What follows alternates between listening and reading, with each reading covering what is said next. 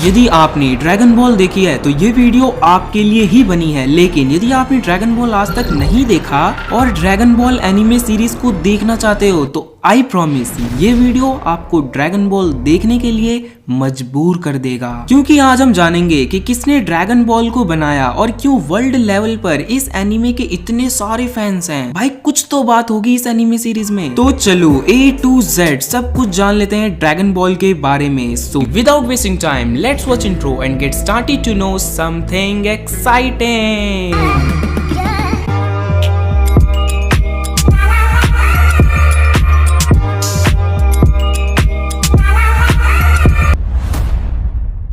1986 The unforgettable year for anime fans। But ऐसा क्यों? ऐसा इसलिए क्योंकि इसी साल इस दुनिया की सेकंड सबसे बड़ी एनिमे फ्रेंचाइज को शुरू किया गया था, यानी ड्रैगन बॉल। मैं आपको सबसे पहले ड्रैगन बॉल एनिमे सीरीज से मुलाकात करा देता हूं, ताकि ड्रैगन बॉल के नए फैंस को एक आइडिया हो पाए कि ड्रैगन बॉल किस चीज का नाम है। Dragon ball the first episode. कहानी की शुरुआत होती है एक फिक्शनल अर्थ से, जहां पर एक नन्हा पर दुनिया का सबसे शक्तिशाली बच्चा रहता है जिसका नाम है गोकू।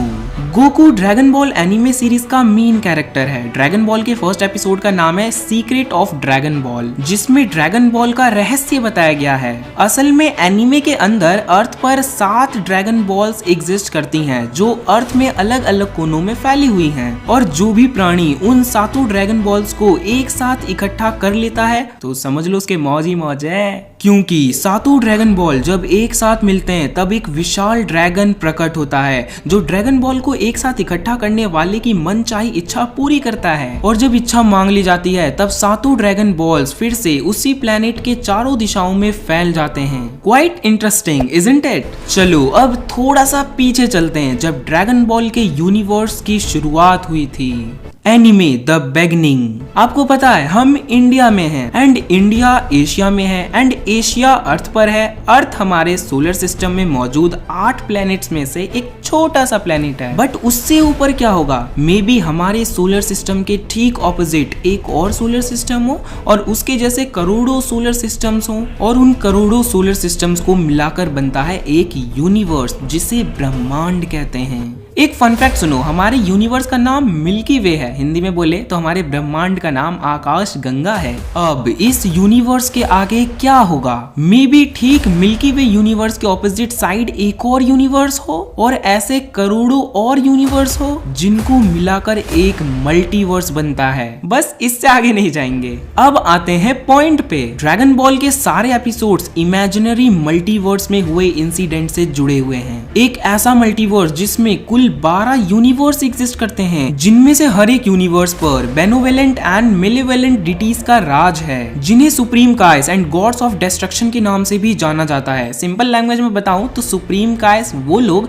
जो इस सृष्टि की रचना करते हैं, और गॉड ऑफ डिस्ट्रक्शन वो लोग जो सृष्टि का विनाश करते हैं। ड्रैगन बॉल सुपर को छोड़कर ड्रैगन बॉल की ऑलमोस्ट सभी सीरीज यूनिवर्स नंबर 7 पर हुए इंसिडेंट से जुड़े हुए हैं। और जैसे हम अपने रियल यूनिवर्स में टाइमलाइन को ईयर्स में नापते हैं, ठीक उसी तरह ड्रैगन बॉल एनिमे के अंदर टाइमलाइन को नापने के लिए ईयर्स की जगह एजिस वर्ड का यूज किया गया है। और ड्रैगन बॉल एनिमे के अंदर ज्यादातर इंसिडेंट्स एज 749 से एज 790 के बीच में अकर हुए हैं। और ये जो यूनिवर्स नंबर 7 है ना, उसमें कुछ प्लैनेट्स हैं, जैसे फिक्शनलाइज्ड अर्थ जहां ह्यूमंस रहते हैं, प्लैनेट वेजिटा जो साइंस की दुनिया है। नाउ ये साइंस कौन लोग हैं? सिंपल भाषा में जैसे प्लैनेट अर्थ पर कई तरह के प्राणी रहते हैं, जिसमें से सबसे इंटेलिजेंट प्राणी को ह्यूमन बीइंग या फिर इंसान कहा जाता है। ठीक उसी तरह प्लैनेट वेजिटा पर रहने वाले प्राणियों को साइंस कहा जाता है। और मेन ट्विस्ट ये है कि गोकू एक इंसान नहीं है बल्कि एक साइयन है,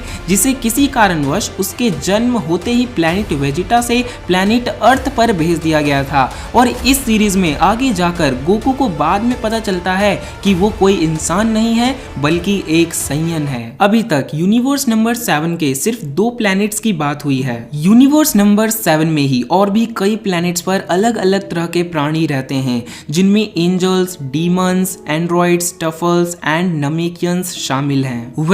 यही है ड्रैगन बॉल के मल्टीवर्स की कहानी। इस सीरीज के हर एक कैरेक्टर गजब के हैं और यदि आपको एक्शन पसंद है तो आपको गजब के फाइटिंग सीन्स भी देखने को मिलेंगे, जिनमें कुंफू, मार्शल आर्ट्स एक्सेट्रा शामिल हैं। चलो थोड़ा सा और पीछे चलते हैं, जब ड्रैगन बॉल एक एनिमे सीरीज नहीं था बल्कि एक इंसान के इमेजिनेशन में मात्र एक कॉन्सेप्ट था, the concept of dragon ball.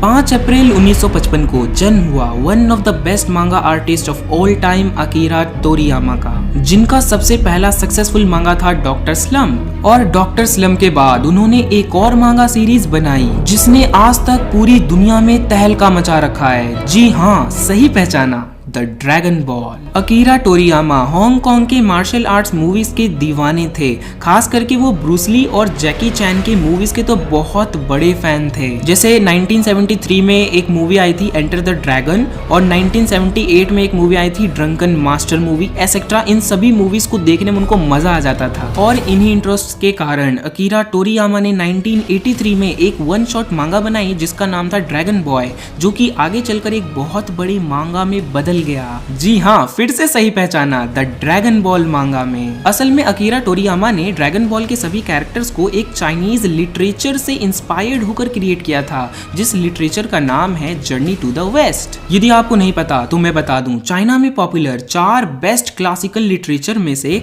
एक literature journey to the west है, जिस पर बकायदा पूरी मूवी भी बन चुकी है, जिसे मैंने 4 से 5 साल पहले कई बार अपने टीवी पर देखा भी था। यदि आपने अभी तक ये मूवी नहीं देखी है तो इस मूवी को जरूर देख लेना। इसके साथ साथ ड्रैगन बॉल मांगा का टाइटल भी 1973 में आई ब्रूस ली की एक famous movie enter the dragon से इंस्पायर्ड है और फाइटिंग सीन्स भी जैकी चैन से इन्फ्लुएंस होकर बनाई गई है। क्योंकि ड्रैगन बॉल एक शोनेन मांगा है, इसीलिए अकीरा तोरियामा ने उसमें 7 ड्रैगन बॉल्स को इकट्ठा करके विश मांगने वाले कॉन्सेप्ट को अपने मांगा में ऐड किया था, ताकि शोनेन रीडर्स को एक गेम लाइक एक्टिविटी जैसा फील हो सके और वो हमेशा क्यूरियस रहे ये जानने के लिए कि नेक्स्ट टाइम कौन क्या विश मांगने वाला है। और ये जो ड्रैगन बॉल्स को जमा करने का कॉन्सेप्ट है ना, वो भी अकीरा तोरियामा ने एक जापानीज नॉवल नानसो सतोमी हकेनदेन से इंस्पायर्ड होकर बनाया था। नानसो सतोमी हकेनदेन में मेन हीरोज को 8 बुद्धिस्ट प्रेयर बीट्स को इकट्ठा करना होता था, जिससे अकीरा तोरियामा ने 7 ड्रैगन बॉल्स को कलेक्ट करने का कॉन्सेप्ट बनाया। इसके साथ साथ अकीरा तोरियामा द अरेबियन नाइट्स के जिन से भी इंस्पायर्ड थे, जिन यू नो जीनी। तभी तो उन्होंने ड्रैगन बॉल को इच्छा पूरी करने वाली शक्ति दी है, जो कि ऑफिशियली जिनके पास ही होता है। ओवरऑल अकीरा तोरियामा ने भर भर के चारों दिशाओं से इंस्पिरेशन लेकर एक बहुत बड़ा इतिहास बना डाला। तो चलो थोड़ा सा और आगे बढ़ते हैं, जब ड्रैगन बॉल को एक कॉन्सेप्ट से मांगा में कन्वर्ट कर दिया गया। Manga the real beginning. Finally Akira Toriyama के कॉन्सेप्ट को मांगा में बदलने का वक्त आ चुका था और 3 दिसंबर 1984 को ड्रैगन बॉल मांगा को first time weekly shonen jump में सीरियलाइज किया गया। सब कुछ बहुत बढ़िया चल रहा था, लेकिन जब अकीरा तोरियामा ड्रैगन बॉल के लिए ड्राइंग्स बना कर थक हार गए, तब उन्होंने एक गैप लेने का सोचा और 5 जून 1995 में उन्होंने ड्रैगन बॉल मांगा को मैगजीन्स में पब्लिश करना छोड़ दिया। एक फन फैक्ट सुनो, ड्रैगन बॉल मांगा 1984 में बनी थी और ठीक 2 साल बाद यानी 1986 में इसे एनीमे में कन्वर्ट कर दिया गया था। मतलब ये कि मांगा और एनीमे को साथ साथ बनाया जा रहा था और यही सबसे बड़ा रीजन है कि ड्रैगन बॉल एनीमे सीरीज में एक ही फाइट को 20 एपिसोड्स तक चलाया जाता था, ताकि अकीरा तोरियामा को मांगा का नेक्स्ट चैप्टर बनाने के लिए कुछ टाइम मिल सके और स्टोरी को आगे कंटिन्यू किया जा सके। साल 1995 से 2013 के बीच ड्रैगन बॉल के शुरुआत में बने 519 मांगा चैप्टर्स में ही थोड़ी बहुत बदलाव करके उसे दोबारा मैगजीन्स में रीपब्लिश किया गया और साल 2013 में एक बड़ा अनाउंसमेंट किया गया, वो ये कि अब ड्रैगन बॉल के मांगा सीरीज को ब्लैक एंड व्हाइट की जगह कलरफुल प्रिंट्स के साथ रीपब्लिश किया जाएगा। अरे भाई फिर क्या था, साल 2013 से 2017 के बीच ड्रैगन बॉल के कलरफुल मांगा को पूरी दुनिया में सर्कुलेट कर दिया गया। बिलीव मी, जब ड्रैगन बॉल एनिमे सीरीज में कन्वर्ट हुआ और दुनिया भर के देशों में टीवी पर ब्रॉडकास्ट होना शुरू हुआ तब से लेकर आज तक ड्रैगन बॉल ने पैसा तो खूब छापा ही, पर उसके साथ साथ दुनिया भर में ड्रैगन बॉल ने अपना एक बहुत बड़ा फैन बेस बना लिया है। तभी तो मांगा के इतिहास में सबसे ज्यादा कॉपीज बिकने वाले लिस्ट में ड्रैगन बॉल सेकंड नंबर पे आता है। आप अपने स्क्रीन पर टॉप बेस्ट सेलिंग मांगा सीरीज की लिस्ट देख सकते हो, जिसमें नंबर 1 पर वन पीस है और नंबर 2 पर है अपना ड्रैगन बॉल, जिसके अप्रॉक्स 250 से 300 मिलियन कॉपीज बिक चुके हैं। आज तक ड्रैगन बॉल मांगा सीरीज को एक बहुत अच्छा रीडरशिप मिल रहा है। 1980 से 1990s के बीच वर्ल्ड वाइड मांगा सर्कुलेशन अपने पीक पर था, जिसमें सबसे बड़ा योगदान ड्रैगन बॉल मांगा सीरीज का ही था। और इस मांगा सीरीज के जितने ऑफिशियल मांगा सर्कुलेट हुए हैं ना, उसके दुगने तो पायरेटेड कॉपीज सर्कुलेट हुए हैं। पायरेटेड बोले तो वो कॉपीज जो किसी मांगा के ओरिजिनल क्रिएटर ने प्रिंट करवा कर नहीं बेचे हैं, बल्कि किसी थर्ड पार्टी द्वारा इलीगल तरीके से प्रिंट करके बेचे गए हैं। साल 2007 में ओरिकॉन ने एक सर्वे किया, जिसमें उन्होंने 1000 ऐसे लोग चुने जिन्हें मांगा पढ़ने में बहुत इंटरेस्ट था, और उन 1000 लोगों ने हजारों तरह के मांगा भी पढ़े हुए थे। सो ओरिकॉन कंपनी ने इस सर्वे में उन सभी लोगों को स्ट्रॉन्गेस्ट मांगा कैरेक्टर ऑफ ऑल टाइम को चुनने को कहा, एंड द रिजल्ट वाज सही पहचाने सन गोकू, जो कि ड्रैगन बॉल सीरीज का मेन कैरेक्टर है। उसी ने इस सर्वे में फर्स्ट रैंक हासिल किया। इस वीडियो का पार्ट 2 देखने के लिए इस चैनल को सब्सक्राइब करके बेल आइकन प्रेस कर देना। एंड यदि आप मुझसे पर्सनली कुछ पूछना चाहते हो तो आप मुझे इंस्टाग्राम आईडी RajaTechLTE पर डायरेक्ट मैसेज भी कर सकते हो। मैं मिलता हूँ बहुत जल्द एक और एक्साइटिंग वीडियो के साथ। Till then stay tuned, stay happy.